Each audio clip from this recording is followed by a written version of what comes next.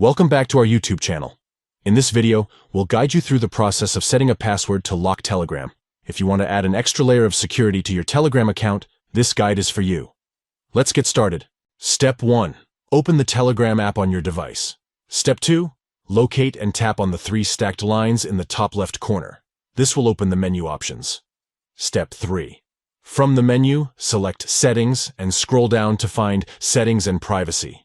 Tap on it to access the settings related to your account's privacy. Step 4. Within the settings, find and tap on Passcode Lock.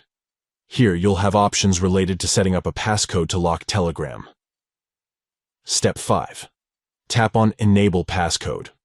You will be prompted to enter a passcode. Now, to further enhance the security, tap on the 3 stacked dots in the top right corner.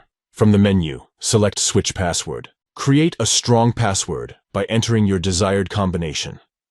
Once you're satisfied with the password, tap on Done. By following these simple steps, you can easily set a password to lock Telegram, ensuring that only authorized individuals can access your account. Thank you for watching, and enjoy the added security and peace of mind with a password lock in Telegram.